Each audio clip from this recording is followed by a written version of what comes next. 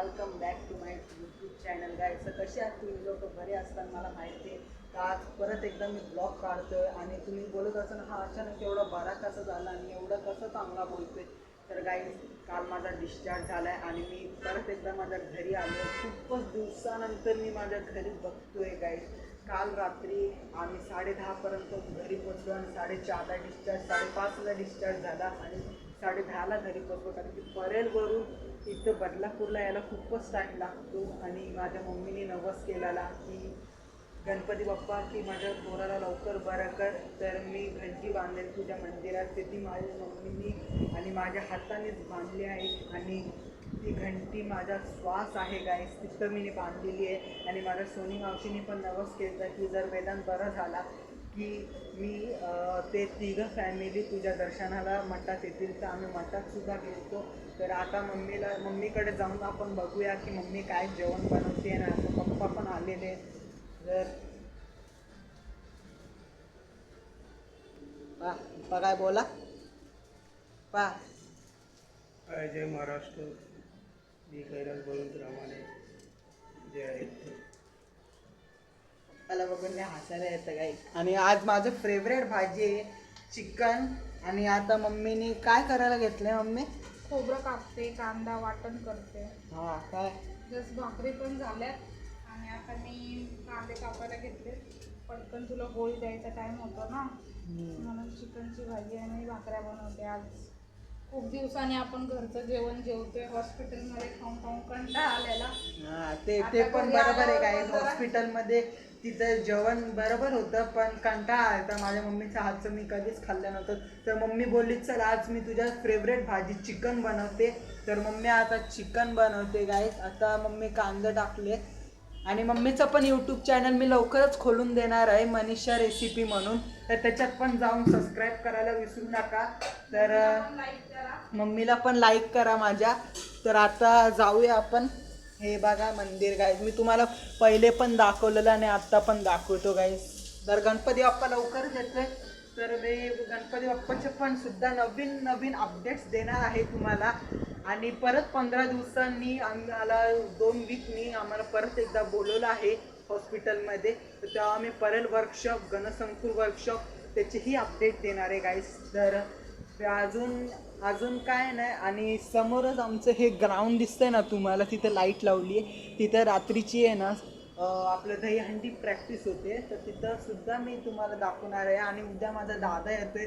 तर मी आज खूपच आनंदित आहे. आणि काल डिस्चार्ज झाला तर खूपच आनंदीमध्ये आहे मी. अजून बदाम आणलेत मम्मीनी. तुला उद्या एक्झाम आहे ना म्हणून. हा काय मम्मी बोलली की हेल्थसाठी चांगले आणि दिमागासाठी चांगले. तर उद्या एक्झाम आहे ना म्हणून अजून येतच चालले मम्मी. या तुम्ही पण काय खायला बदाम काय. आता वाजले 7:30. मी बनवतो ब्लॉग. तुम्ही बोला असं 2 महिने झाले ब्लॉग का टाकले. कारण की मी 2 महिन्यापासून जून जुलै हॉस्पिटलमध्ये काढले. आणि काहीच आता माझ्या मम्मी पप्पाने पण खूपच कष्ट केलं, मला बरं केलं.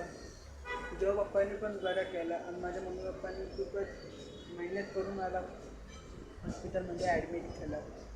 मम्मी असं पप्पाला आपण एकदा थँक्यू बोलू दोघांनाही. मम्मी आम्हाला काहीतरी बोलायचं आहे. मला म्हणजे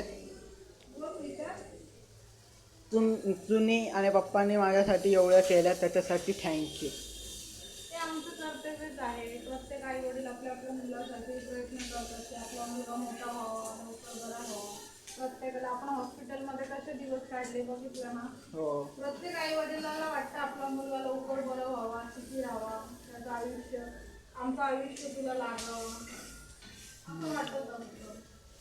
फक्त गणपती बाप्पाला एवढंच सांगायचंय की माझ्या वेदांचा सुखाचा ठेव आणि त्याच्या सोबत राहा बस. आपल्या घरी गणपती बाप्पा पण येतोय. आणि लवकरच आमच्या घरी गणपती बाप्पा येणार आहे. आता राहिले थोडे दिवस. आताच आम्ही हॉस्पिटलमधून आलोय. तर आता आम्ही गणपतीची तयारी पण अजून काहीच केलेली नाहीये. तर उद्यापासून आम्ही स्टार्ट करणार आहे तयारी. वेदांतला बरं वाटतंय. आता लवकरच आम्ही तयारी करायला घेऊ. आता फॅन दादा, सँडी दादा, उल्हासनगरची पूर्ण फॅमिली आमच्या घरी येणार आहे. तर लवकरच बाप्पाच्या आगमनाची तयारी करायची आहे. नवीन नवीन तुम्हाला अपडेट आम्ही देत राहू. ब्लॉग वेदांत नवीन नवीन टाकेल. तो मोदक, बाप्पाचा खाऊ, प्रत्येक डिटेल्स तुम्हाला आणि आम्ही गाय देत राहू. मी सांगितलेलं की बाप्पाला एकदा सांगितलेलं की जर मी घरी आलो तर मी माझ्या हाताने मोदक बनवून तुला देईल. जेवढे माझ्याकडून मोदक होतात मी माझे बनवून देईल. तर ते पण मी माझ्या हाताने बनवेल. मम्मी जेव्हा पण मोदक बनवेल तेव्हा मी माझ्या हाताने मोदक बनवून बाप्पाला चारेल. तर आता पप्पाला विचारू हाच क्वेश्चन, पप्पाचा काय आन्सर आहे. पप्पा तर फोनवरती बोलतोय गाईस. हा बघा गाईस, आमच्या घरी पालखी निघाली राजाची. आमच्या घरी गणपती बाप्पाचं खूपच चालतं आणि गणपती बाप्पा लवकरच येतोय. आता 31 तारीख आहे गाईज. आज उद्या 31 तारीख. 31 तारीखचा पण ब्लॉग येणार आहे.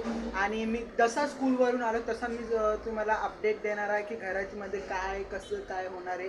आणि गोळ्या पण तुम्हाला दाखवतो. पण पहिले गोळ्याने दाखवणार गाईज. पहिले मी हॉस्पिटलमध्ये होतो ना तेव्हा मी ड्रॉइंगसुद्धा काढलेला. तर त्या ड्रॉइंग मी पहिले तुम्हाला दाखवतो. पहिले इथला पंखा बंद करूया. पप्पाला पहिला हा क्वेश्चन विचारूया. पप्पा, तुम्ही माझ्यासाठी एवढं केलं त्याच्यासाठी मी थँक्यू बोल. धन्यवाद. हे परमेश्वराचं आपल्या हे आपले लिखित आहे की जे माणसाचा जन्म दिलेला आहे. तर त्याच्यामुळे आपल्याला पृथ्वीवरती आलो आहे. आपण प्रे करू आहे आणि आपण निसर्ग आपली रक्षा करू.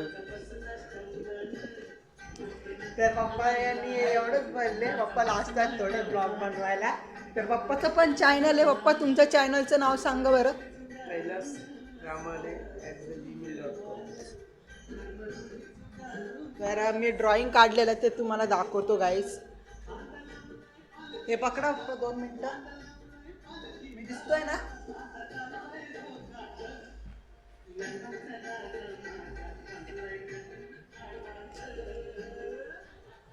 तर गाईज हे बघा, चिंतामणीची ड्रॉइंग मी काढलेली आहे. आणि ही तुम्ही कशी काढली मी ते कमेंटमध्ये नक्कीच सांगा. अजून काढलेली आहे ते सुद्धा दाखवतो. अजून लालबागचा राजाचा फेस काढलेला आहे. बरोबर नाही जमला पण काढायचा प्रयत्न केला गाईज. बाप्पाचीच ड्रॉइंग जास्त मी काढलेली आहे. आणि मुंबईचा राजाचा फेस काढलेला आहे मी. तुम्ही कमेंटमध्ये सांगा की माझ्या ड्रॉइंग कसे आहेत. आणि सबस्क्राईब करायला विसरू नका जर चॅनलवरती नवीन असाल तर. आणि शंकराची ड्रॉइंग काढलेली नागपंचमीच्या दिवशी हॉस्पिटलमध्ये होतो तेव्हाच मी एवढा ड्रॉइंग काढून घेतलं गाईज. तर एवढाच अपडेट होत्या. तर भेटूया नेक्स्ट ब्लॉगमध्ये, उद्याच्या ब्लॉगमध्ये. तोपर्यंत बाय.